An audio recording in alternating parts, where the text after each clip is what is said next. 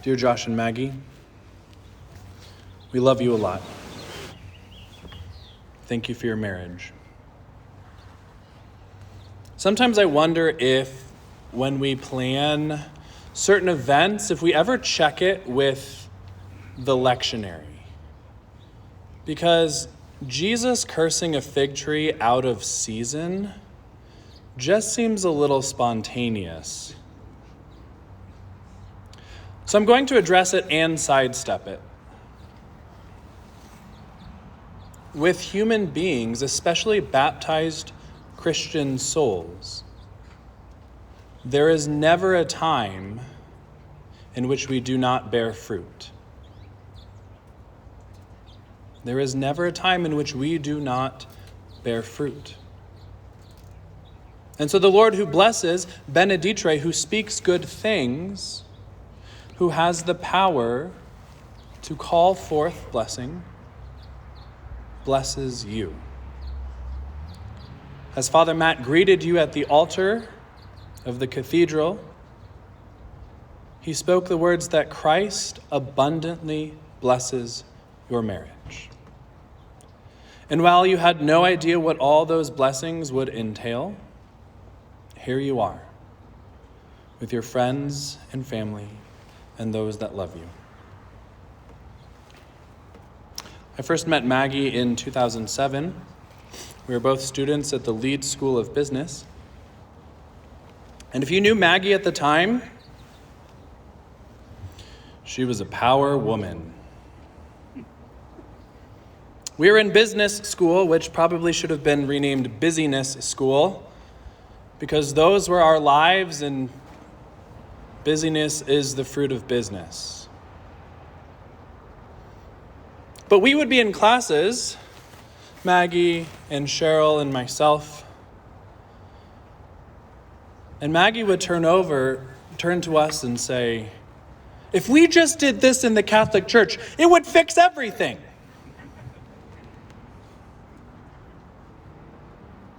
But it wasn't just the Catholic Church that Maggie wanted to save, it was the world. Because she applied different things, norming and storming and Pat Lancioni stuff, and whatever other textbook we were reading, and she dived into it. And she went through different phases of business school, from wanting to reform the business practices of the church, even up to wanting to own her own workout place. That would have been useful during a pandemic. No masks whenever you were in there. But Maggie was kind of always searching for the extraordinary. She didn't want just this regular mediocrity.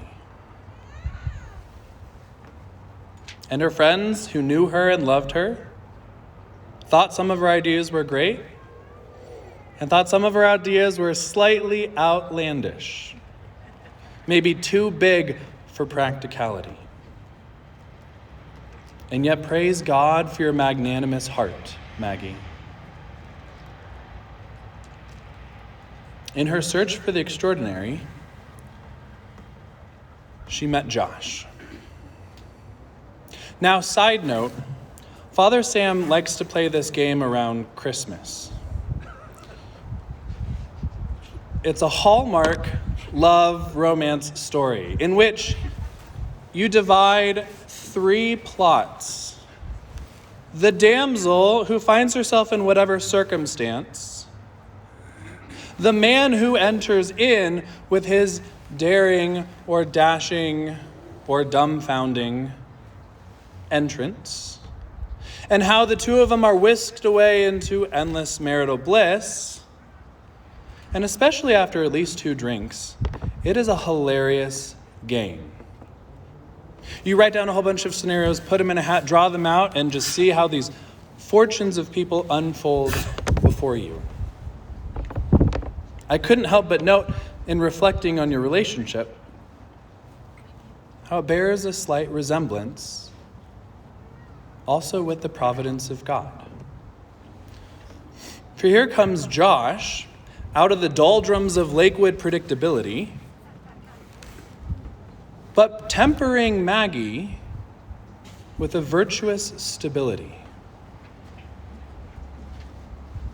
Maggie taught him how to dress.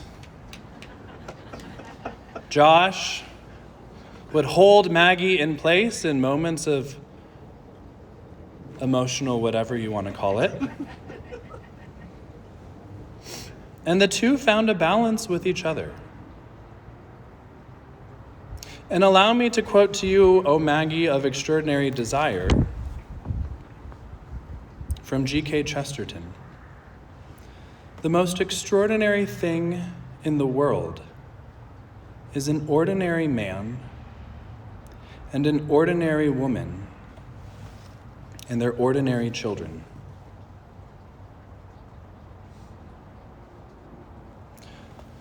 A number of years ago, Maggie, you had sent me this article in defense of domesticity. And it was about the sweetest virtue of koselig, which is translated as coziness or a familial sense of belonging. And it made reference to the Scandinavian countries wherein, from late September until mid-May, you are hunkered down. You exist primarily in the home and in few other places outside of that which is essential. But coziness is not just the art of Pinteresting decorations, but inculcating a sense of belonging.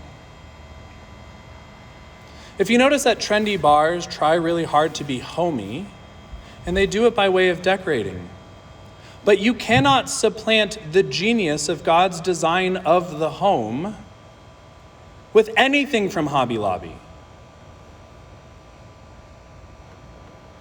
Hominess, a sense of belonging, koselig, depends on family love. First, that of husband and wife, and father and mother, and their children which unfurl forth from them. There's a wonderful book called The Triumph of Experience, which is actually like a stats textbook, but it's a lot more interesting than how I just sold it to you. And it's about this longitudinal study from Harvard that began in the 1930s and went until past the mid-90s. And they took 200 men and studied them throughout their whole lives, all the while collecting data on their childhood and benchmarking what is a good outcome in a person's life and what is a not good outcome.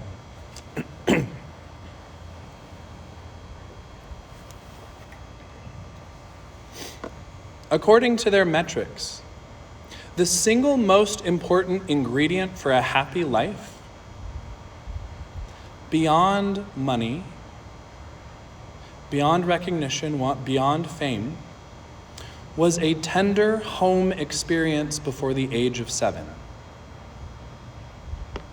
A tender experience of home life before the age of 7 was the greatest, according to this scientific irreligious study, predictor of human flourishing. That's outside of the grace of God. That's outside of human commerce. That's just humanity. They particularly noted that a close, meaningful relationship with mothers characterized a tender home experience. Here we are, 10 years later, after you exchanged your vows, entered into the protection of indissolubility and exclusivity with one another. Your 4 boys are with us. Your others smile down from God. And funny enough, we are at All Souls Catholic Church. Every year I text you on November 2nd, happy dating anniversary. For you started dating on the day of All Souls. But more than that, I think about it because I think about the death of self into which you both entered. Josh, you got slightly more drama than you were probably thinking you would get. And Maggie, in a worldly perspective, you seemed to have to give up a lot. And yet what I think you both have discovered is a hidden treasure in the life of the home. And I hope and pray that your own marriage would be its own defense of domesticity, the domestic life of Holy Mother Church lived out in your house. I asked both Josh and Maggie what they thought characterized their marriage. Josh gave the answer of hospitality, which fits very well with this notion of kosilig, the sense of belonging. You can ask Maggie what she told me personally. I'm not going to repeat it here. On the day of your wedding, the nuptial blessing was imparted upon you. And at the preface, it was prayed, it was said, "For, O Lord, you have forged a covenant of marriage as a sweet yoke of harmony and an unbreakable bond of peace." If you know anything about a yoke, not the one out of your egg, it is for beasts of burden, animals of travail. And it's a governing mechanism to keep them in place and unified. It limits their freedom. And as those beasts of burden are yoked, there is a certain death. That's a bit dramatic, but it works with the marriage metaphor. For as you have taken upon yourself the sweet yoke of harmony, it has been a death. Any of us who have known you over the years have known of your own travails and sufferings and discontents. Yet all the while seeking the grace that comes from the author of life, love, and marriage itself. Then as you knelt for the nuptial blessing, it was prayed over you, "May the grace of love and peace abide in your daughter Maggie, and let her always follow the example of those holy women whose praises are sung in the scriptures. May her husband entrust his heart to her." I think more than any other line in the marriage rite, I am so continually fascinated by the blessing and duty of the husband to entrust his heart. That he, who could probably live very competently on his own bachelorhood, definitely more cheaply, doing his own thing, wearing what he wanted, doing laundry as he pleased, which might not be the best thing. He has to give up his own heart, not just by way of sacrifice, but by way of love. So to every husband is called to entrust his heart, that he does not live purely for himself, nor for his own mission. But the very trajectory of his life, which is, for the Christian, heaven-bound, passes straight through the heart of his wife.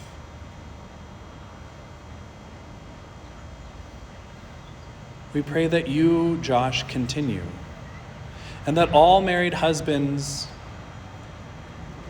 would continue to entrust their hearts, so that, as the prayer continues, acknowledging her as his equal and his joint heir to the life of grace, he may show her due honor and cherish her always with the love that Christ has for his church. The nuptial blessing concludes with the strength that comes from the gospel. May they bear true witness before Christ, to Christ before all. May they be blessed with children and prove themselves virtuous parents who live to see their children's children. Xavier, Dominic, Sebastian, and Samuel, you are fruits of the love that God has blessed 10 years ago. And grant that, reaching at last together the fullness of years for which they hope, they may come to the life of the blessed in the kingdom of heaven.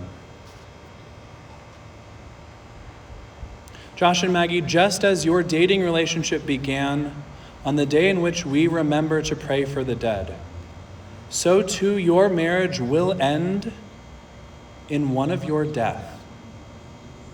Because marriage is a reality to get you both to heaven and to set your kids on that very trajectory, so that your marriage may be a beacon of hope and a luminary of holiness for those that dwell in darkness and the shadow of death. I've known far too many families who put providing for their family over and above their very family. And these are the ones who grasp at homey decorations to fill the void of koselig, of a sense of holy belonging. That it comes first from the sacrificial love and the delight of marital cherishing, that new souls spring forth, and a home is made, and hospitality flows forth.